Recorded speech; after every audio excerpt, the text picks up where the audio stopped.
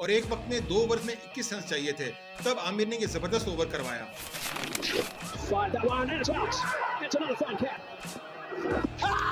10 run, 1 over, T20, match जीतना। आपके पास option है, नसीम शाह को देंगे या जसप्रीत बुमराह को देंगे। नसीम शाह को। और बाबर आजम ने बड़े एतमाद से कहा नसीम शाह। शक्ल भी बनाई नसीम शाह। क्रिकेट के अंदर यूएसए से हार जाना पाकिस्तान की तारीख में एक स्याह धब्बा है। आप देख रहे हैं अंपायर पॉइंट।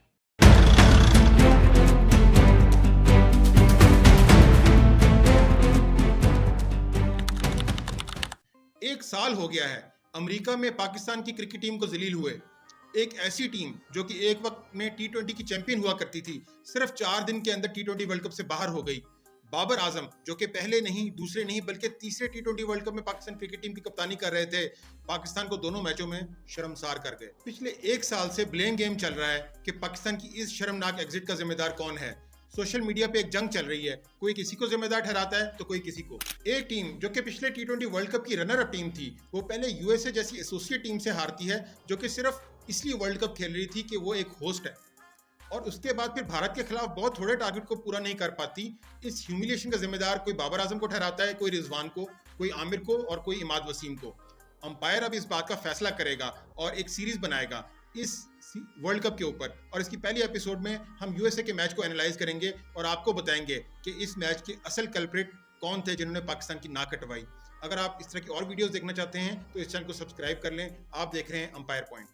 6 जून 2024 पाकिस्तान अमेरिका से हार गया, लेकिन बास्केटबॉल या बेसबॉल में नहीं बल्कि क्रिकेट में, और वो भी वर्ल्ड कप में। और हैरत की बात यह है कि पाकिस्तान क्रिकेट का इतना जवाल आ चुका था कि अक्सर एक्सपर्ट्स की नजरें इसी मैच पर टिकी हुई थी, यानी कि उनको इस बात का यकीन नहीं था कि पाकिस्तान यूएसए को यकीनी तौर पे हरा देगा। इसकी वजह यह थी कि पिछले 18 माह में पाकिस्तान जिम्बाब्वे, अफगानिस्तान और आयरलैंड जैसी टीमों से हार चुका था। बहरहाल पाकिस्तान ने पहले बैटिंग की और 159 रन बनाए, 159। इस इनिंग्स में फ्लॉप होने वाले प्लेयर्स में कौन कौन से प्लेयर शामिल थे? सबसे पहले मोहम्मद रिजवान 9 रन बनाए 8 गेंदों पे। उसके बाद फखर जमान 11 रन बनाए 7 गेंदों पे। उसके बाद उस्मान खान 3 बॉलों पे 3 run. Babar Azam Khan first ball duck. और यहाँ पे एक कंट्रोवर्शियल इनिंग जिसका अक्सर जिक्र होता है और आज हम उसको डिटेल से एनालाइज करेंगे, वो थी बाबर आजम की इनिंग 44 रन 43 गेंदों पे, 44 रन इन 43 बॉल। इसको हम डिटेल से एक्सप्लेन करते हैं। बाबर आजम इस इनिंग का पाकिस्तान की तरफ से हाईएस्ट रन मेकर था, मगर फिर भी मैं इतना टॉक्सिक क्यों हो रहा हूँ यार? बाबर आजम ने पहली बात यह कि बहुत स्लो स्टार्ट लिया था और काउंटर अटैक नहीं किया, लेकिन यहाँ पे बाबर आजम को फिर भी मैं एडवांटेज दूंगा क्योंकि दूसरे एंड पे शादाब खान काउंटर अटैक कर रहा था और उसने बहुत तेजी के साथ 35 रन की इनिंग खेली, इसलिए बाबर आजम ने काउंटर अटैक नहीं किया। That is okay, perfectly okay. लेकिन बाबर आजम को रना बॉल या रना बॉल के करीब कम से कम रन रेट मेंटेन करना चाहिए था, अपना स्ट्राइक रेट, लेकिन उसने पहले 24 बॉलों पे 10 रन बनाए थे, और 24 गेंदों पे 10 रन बनाना किसी भी सूरत एक्सेप्टेबल नहीं है। लेकिन ये बात तो हर दूसरा बंदा कर रहा है। अंपायर आपको वो बात बताएगा जो कि कोई और नहीं बताने वाला, और ये है कि बाबर आजम ने अपने स्ट्राइक रेट को आहिस्ता आहिस्ता कंपनसेट कर लिया और 43 गेंदों पे 44 रन बनाए, यानी कि तकरीबन 100 का स्ट्राइक रेट उसने बहरहाल अचीव कर ही लिया। लेकिन बाबर आजम 16वें ओवर में आउट हो गया, यानी कि जब विकेट पर सेट हुआ तो विकेट थ्रो कर दी। यही फर्क है एक नॉर्मल प्लेयर में और एक ग्रेट प्लेयर में।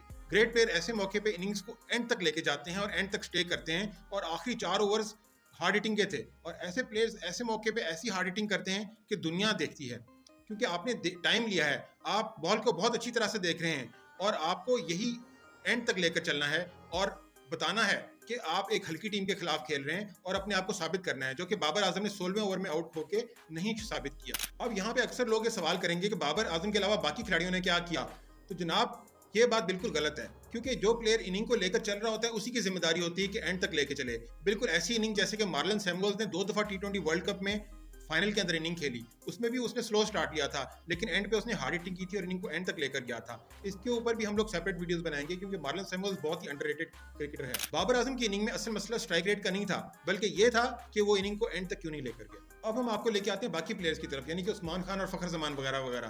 तो इनके बारे में ये तो सब प्लेयर लोग बताएंगे कि वो फेल हो गए, लेकिन इसकी वजह नहीं बताएंगे। इसकी वजह ये थी कि पाकिस्तान पिछले 2 साल से लगातार स्पिनर्स के खिलाफ स्ट्रगल कर रहा था। बाबर आजम बतौर कप्तान नाकाम और फ्लॉप मिडिल ऑर्डर को कैरी कर रहा था। अब मैं आपको यूएसए के स्पिनर का नाम बताऊंगा जिसने असल डैमेज किया था। अल्लाह माफ करे, इसका तो मुझसे नाम ही नहीं पढ़ा जा रहा क्योंकि इतना अनकॉमन ये प्लेयर है। इसका नाम था नोस्तुश केंजिगे। इसने उस्मान खान को, शादाब खान को और आजम खान को आउट कर दिया और पाकिस्तान की बैटिंग की कमर तोड़ दी। पाकिस्तान के तमाम बैट्समैन स्पिनर्स के खिलाफ अपनी फीट तक नहीं हिला सकते और स्ट्राइक को रोटेट नहीं कर सकते। इसके बावजूद, यहाँ पे बहुत बड़ी मैं बात करने लगा हूँ, इसके बावजूद पाकिस्तान की team management, coaching staff, selectors और बाबर आजम ने शोएब मलिक को साइडलाइन करके रखा, जो कि पाकिस्तान के साथ ज्यादती की थी। इसके ऊपर हम लोग पहले भी वीडियोस बना चुके हैं, आगे भी आने वाले दौर में वीडियो बनाएंगे। फ्यूचर शोएब मलिक के साथ हो ना हो, लेकिन पास्ट में जो पाकिस्तान की टीम के साथ ज्यादती की गई शोएब मलिक को ड्रॉप करके, उसका मुकम्मल हिसाब देना पड़ेगा इन लोगों को। इसके बाद जनाब यूएसए के बल्लेबाजों ने बहुत जबरदस्त चेज की बुनियाद डाली और एक वक्त में 2 ओवर्स में 21 रन चाहिए थे। तब आमिर ने ये जबरदस्त ओवर करवाया। ये ओवर देखिए आप, इसमें इसने सिर्फ 6 रन दिए और आखिरी ओवर में 15 रन डिफेंड करने थे हारिस रऊफ को, और आखिरी 3 बॉलों पे 12 रन चाहिए थे यूएसए को, जब हारिस रऊफ से ये स्कोर डिफेंड नहीं हुआ। एक चौका और एक छक्का खा लिया जनाब, और शर्म भी नहीं आई बिल्कुल हारिस रऊफ को। सुपर ओवर में मैच चला गया और मोहम्मद आमिर इसके लिए परफेक्ट चॉइस थे। इसकी 3 वजूहात हैं। नंबर 1 कि आमिर के इस मैच में सबसे बेस्ट फिगर्स थे, 4 over 25 run 1 out. Number 2, Shaheen Afridi की डेथ ओवर्स में कितने खराब उसकी बॉलिंग होती है, ये हम सब जानते हैं। नंबर 3 वजह, हारिस रऊफ ने आखिरी ओवर काफी खराब करवाया था, जिसकी वजह से उसका कॉन्फिडेंस लेवल लो था, और इसमें कोई शक ही नहीं है कि ये सुपर ओवर हर हाल में मोहम्मद आमिर का ही बनता था। लेकिन जनाब, अंपायर का कहना यह है कि जरूरी नहीं कि हर अच्छा फैसला दुरुस्त साबित हो, हर बुरा फैसला गलत साबित। आमिर को ये ओवर देना बनता था या नहीं, आप कमेंट सेक्शन में जरूर बताएं। आमिर को सुपर ओवर देने का फैसला दुरुस्त था अंपायर की नजर में, लेकिन वो क्लिक नहीं हुआ। आमिर ने बहुत वाइवर्ड बॉलिंग करवाई और रिजवान ने भी कोई कसर नहीं छोड़ी और बाई के 4 रन दे दिए। सिर्फ एक बाउंड्री आमिर ने खाई, लेकिन टोटल 18 रन आमिर ने सुपर ओवर में दिए। इससे पहले हम आगे बढ़ें, यहाँ पे जरूरी है कि बाबर आजम का हम ऑपरेशन करें। क्यों भला? कि एक बार बाबर आजम से सवाल हुआ एक पॉडकास्ट में कि आखिरी ओवर आपने किसी बॉलर को देना है और 10 रन डिफेंड करने हैं, आप किसको देंगे, नसीम शाह या जसप्रीत बुमराह? 10 रन, एक ओवर, T20 मैच जीतना। आपके पास ऑप्शन है, नसीम शाह को देंगे या जसप्रीत बुमराह को देंगे? नसीम शाह को। और बाबर आजम ने बड़े एतमाद से कहा नसीम शाह, शक्ल भी बनाई नसीम शाह। अगर ऐसा ही था तो ये सुपर ओवर नसीम शाह को क्यों नहीं दिया गया? अच्छा, मजे की बात ये, इससे अगले साल फिर इसी तरह सेम पॉडकास्ट में फिर से सवाल हुआ कि जनाब आपने सुपर ओवर आमिर को क्यों दिया? तो आप जानते बाबर आजम का जवाब क्या था? देखिए उस दौरान जो है वो आप अकेले डिसीजन नहीं करते, कोच, कप्तान और जो मैनेजमेंट है वो सारे आपके पास यहाँ आपके पास आते हैं कि ये ऑप्शन है जो बेस्ट ऑप्शन होती है। जो उस दौरान हमें बेस्ट ऑप्शन लगी, हमने उस पर बैक किया। आमिर को सुपर ओवर देने के बारे में बाबर आजम ने जवाब दिया कि ये मेरा फैसला नहीं था, बल्कि पूरी टीम मैनेजमेंट के ऊपर बात डाल दी, और इस बात को सलमान बट ने भी पॉइंट आउट किया। पूछा कि वो यूएसए में सुपर ओवर तुमने आमिर को दिया था, उसने ये नहीं कहा कि आमिर ने सेकंड लास्ट ओवर बहुत अच्छा किया था इसलिए दिया उसको। वो कहता है मेरा अकेले का डिसीजन तो नहीं था। तो अगर आप कैप्टन 4 साल हैं और you can not just own your decision, तो इमेजिन वेयर यू स्टैंड। एक ऐसा कप्तान जो कि 4 साल से कप्तानी कर रहा है और अपनी मर्जी की टीम खिलाता है और ऑल इन ऑल है, और एक अपने एक छोटे से फैसले को ऑन तक नहीं कर सकता। अब हम यहाँ पे बात करते हैं सुपर ओवर में पाकिस्तान की बैटिंग की, और जो ओपनिंग के बादशाह बने फिरते हैं रिजवान और बाबर, यहीं पे इनकी ताकत दिखाने का वक्त था, लेकिन उन्होंने भेज दिया फखर जमान और इफ्तिखार को। और गेस व्हाट, सबसे बड़ा जो ब्लंडर मारा बाबर आजम ने कि इफ्तिखार को फेस के लिए भेज दिया, फेसिंग के लिए, जिसकी वजह से फखर जमान पूरा सुपर ओवर में एक भी बॉल नहीं खेल सके। इस बेतुके और स्टूपिड फैसले का जिम्मेदार कौन है? डेफिनेटली बाबर आजम और कोच गैरी कर्स्टन, जो कि चुप करके बैठे हुए थे, और इसके अलावा तमाम टीम मैनेजमेंट। इससे बड़ा ब्लंडर नहीं हो सकता कि पूरा ओवर फखर जमान एक बॉल नहीं खेली। और अब आएगा अंपायर का फैसला। क्रिकेट के अंदर यूएसए से हार जाना पाकिस्तान की तारीख में एक स्याह धब्बा है। इस हार के जिम्मेदार आज भी बाइज्जत बने फिर रहे हैं और लोगों के किंग बने हुए हैं।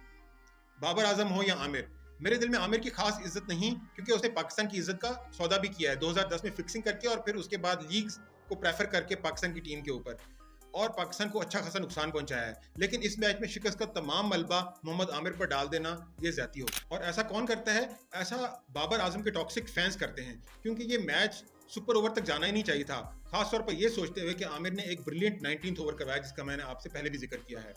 इस मैच में हार के जिम्मेदार ये लोग थे। नंबर 1 बाबर आजम, उसने स्लो स्टार्ट लिया, उस पर हमने फिर भी उसको मार्जिन दे दिया, लेकिन असल मसला वो इनिंग को एंड तक नहीं लेके गया। उसके बाद बॉलिंग में ऑर्डिनरी कप्तानी की और फिर सुपर ओवर में फखर जमान को फेस नहीं करवाया।